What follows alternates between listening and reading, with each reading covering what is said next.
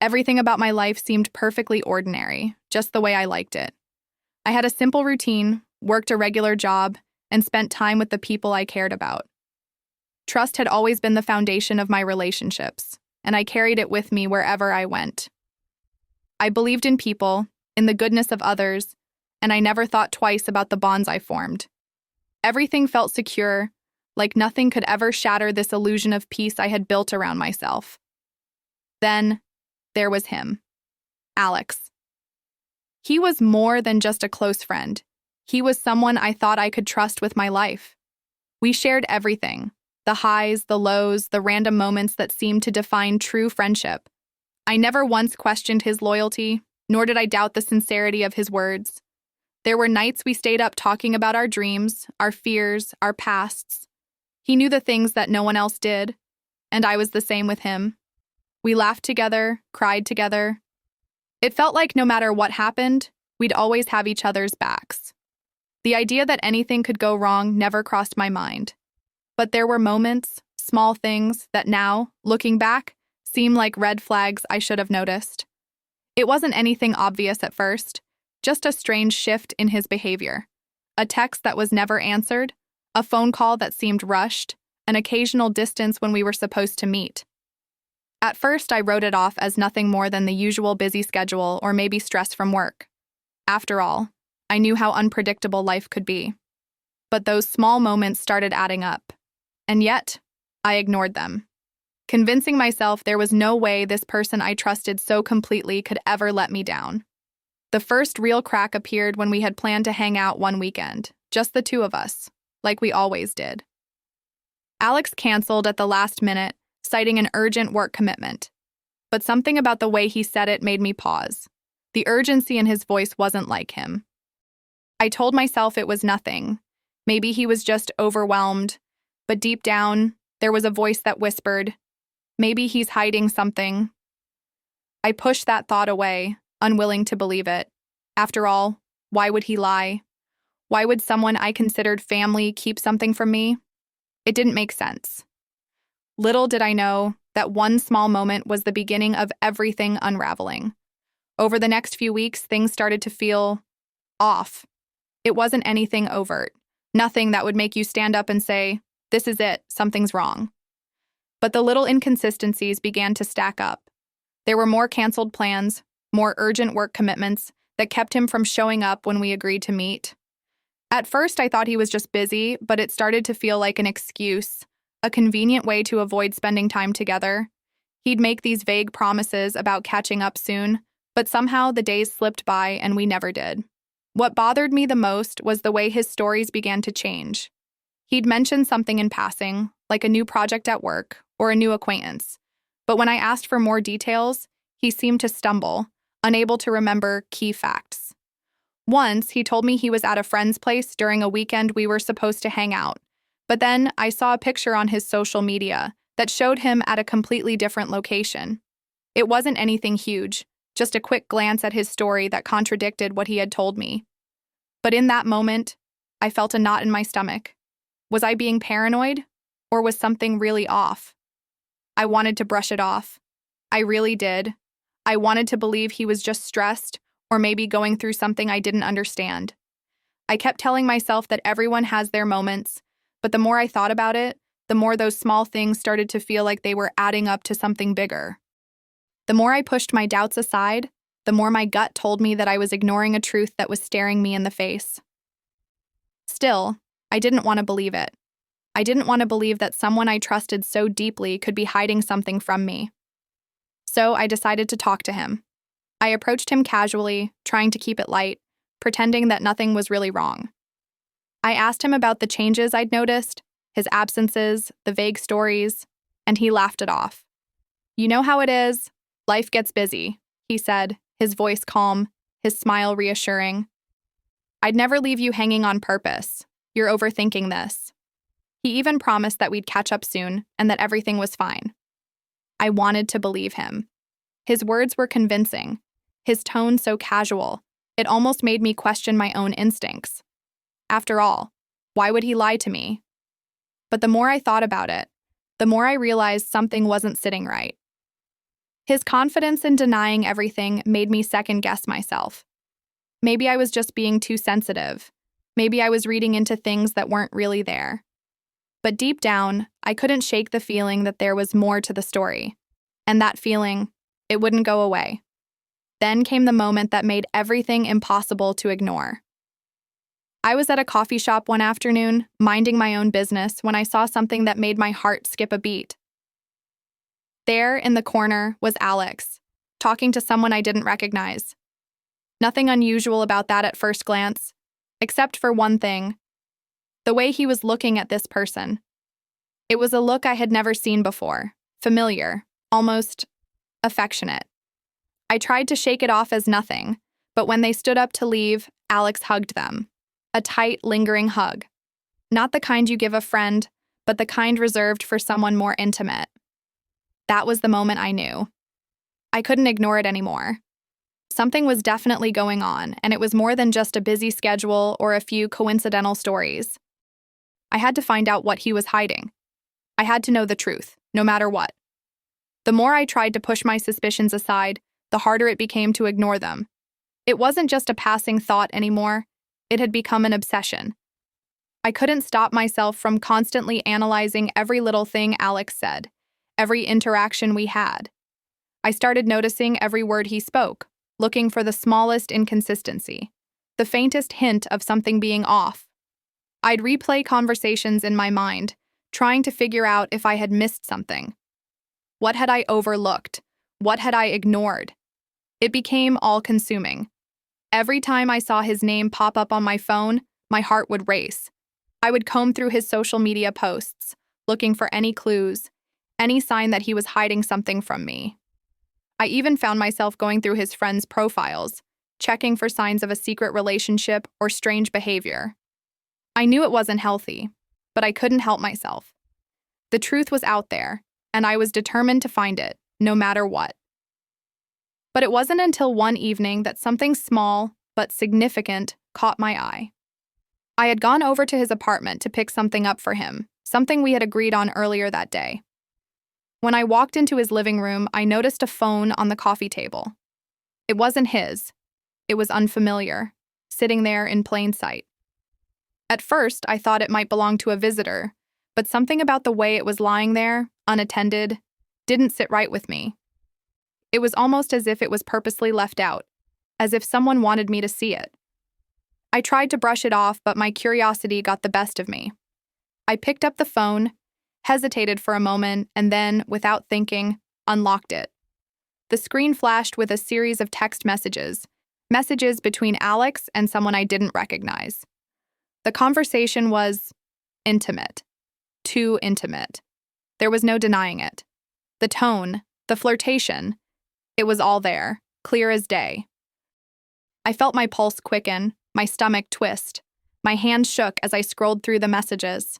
This wasn't a mistake, and this wasn't some miscommunication. Alex was hiding something, and I was holding the proof in my hands. But the real shock came when I looked closer.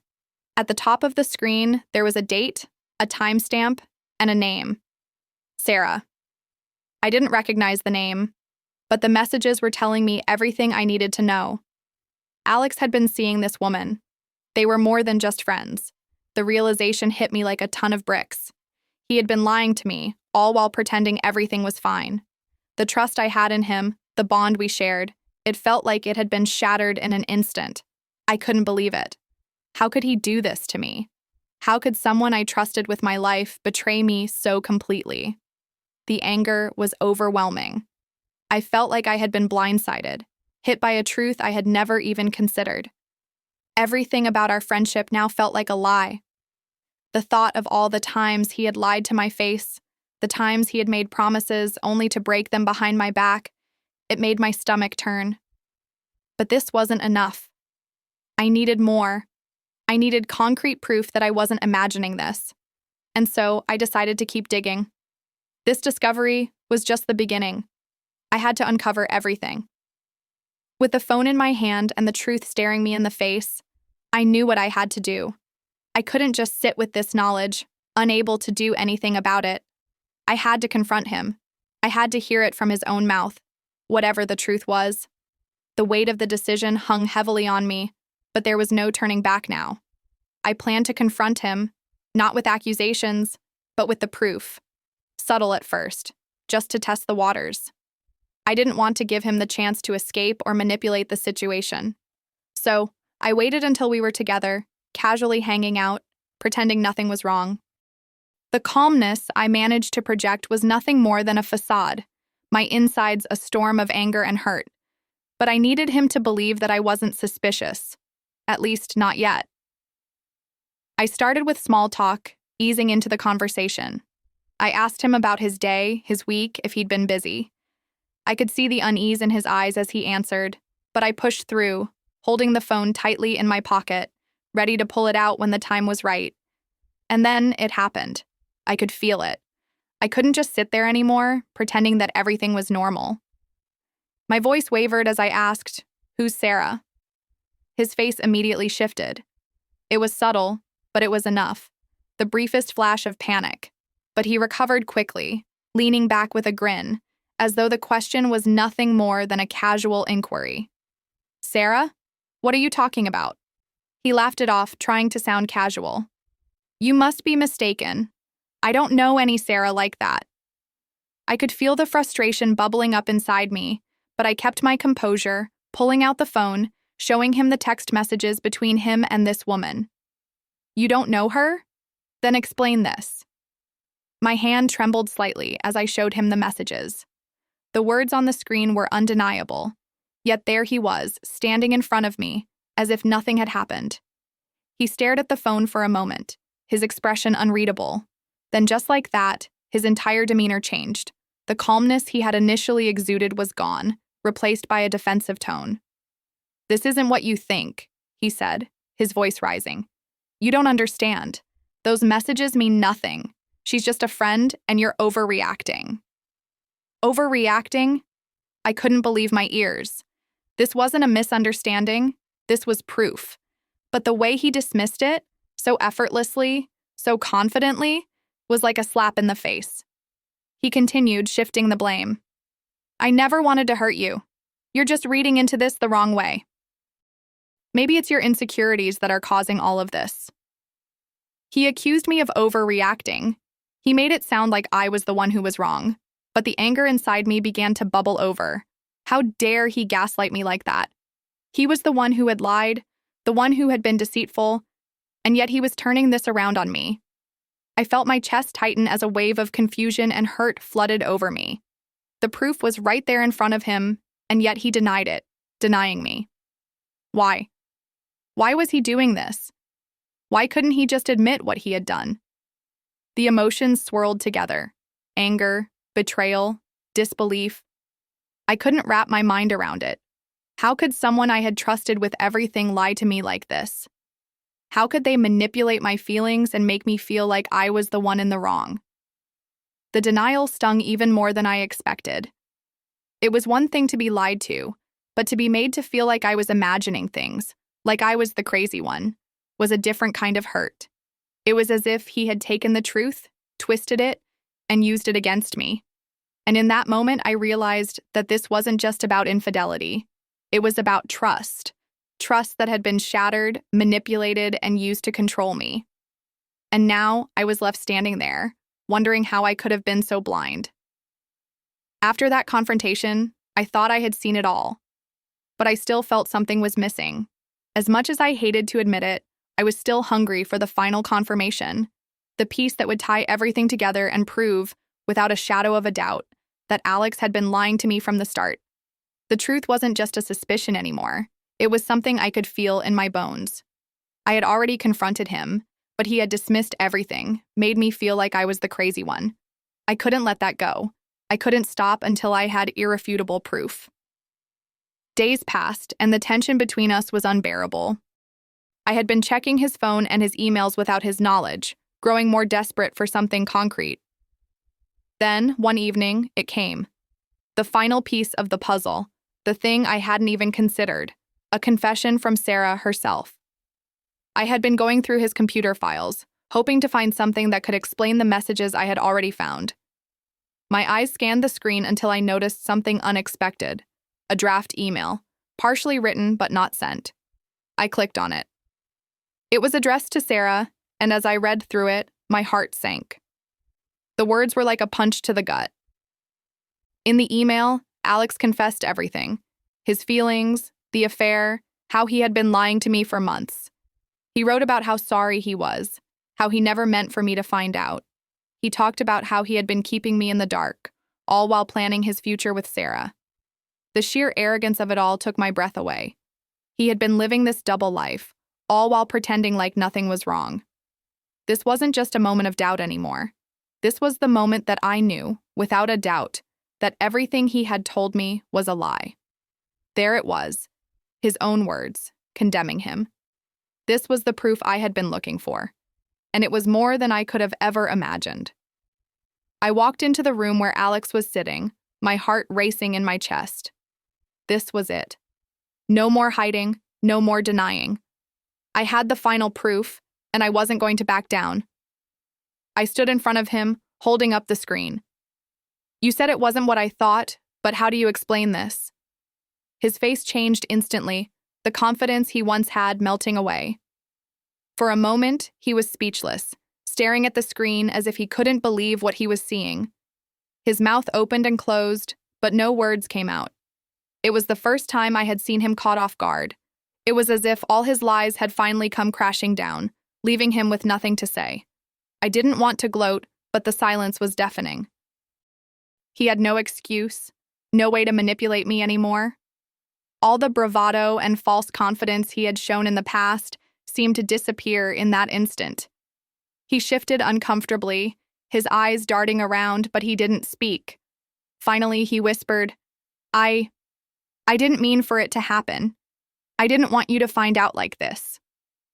His voice was low, almost apologetic, but it was too late. There was no remorse in his eyes, only guilt. And that guilt wasn't for me. It was for himself. I felt a strange sense of closure wash over me, but it was bittersweet. It wasn't just about the affair anymore.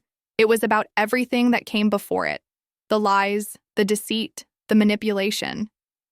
All the times I had trusted him, only for him to betray me. I waited for him to say something, anything to explain himself, but he didn't. His face was pale, and his hands trembled slightly as he stared at the screen. It was clear that he didn't have a defense, no words to save himself. For the first time, I realized he had underestimated me. He thought I would just let it slide. He never expected that I would go this far to uncover the truth. The silence stretched on, and I realized I didn't need him to explain himself.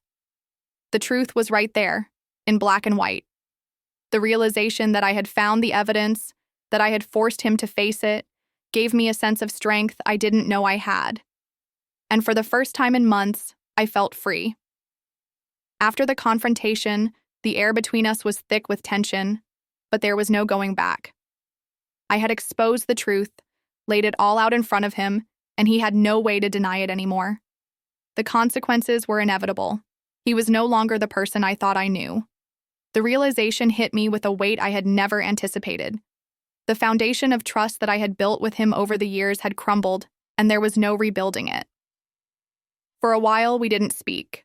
The days dragged on, and I was left alone with my thoughts. The anger, betrayal, and sadness all washed over me at once. But what stung the most was the emptiness. I had given him my trust, my love, and in return, he had shattered it all. There was no way to fix it, no words that could undo what he had done. I tried to imagine what reconciliation would look like, but the thought felt impossible. The trust was gone, and with it, so was any hope for a future together. He had lied to me so many times, and now, even with the truth in the open, I couldn't fathom a world where we could ever go back to what we once had. The lies he told had built walls that were too high to climb, too thick to break. In the days following the revelation, we barely exchanged a word. He avoided me, and I could see the guilt in his eyes whenever he did look at me. But I wasn't angry anymore, not in the way I had been when I first found out.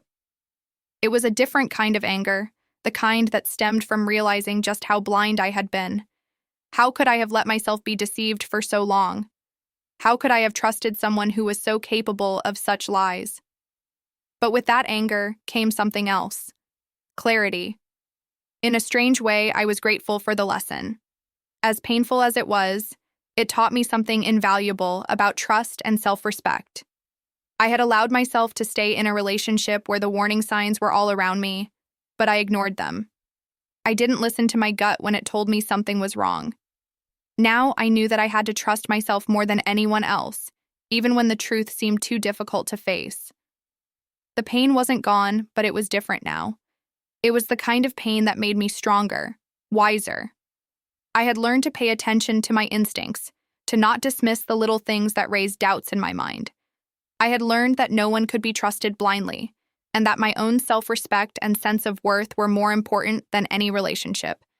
As for him, I don't know what happened next. We never spoke again after that day.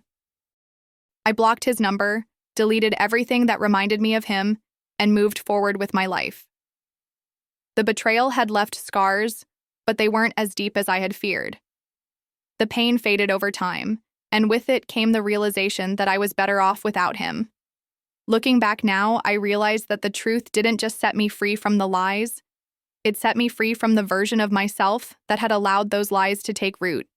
It taught me that I didn't have to accept betrayal, that I deserved honesty and respect in every relationship I had.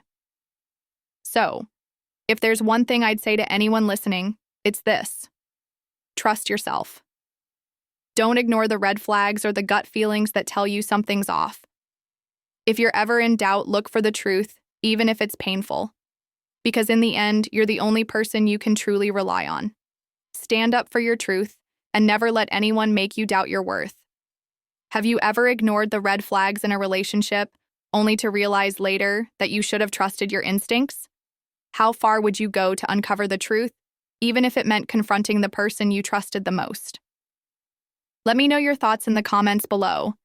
Have you ever found yourself in a situation where the truth was buried deep and you had to dig to uncover it? Or maybe you faced the heartbreaking realization that someone you trusted wasn't who you thought they were. I'd love to hear your stories, so feel free to share them. Let's have a conversation about trust, truth, and the lessons we learn along the way.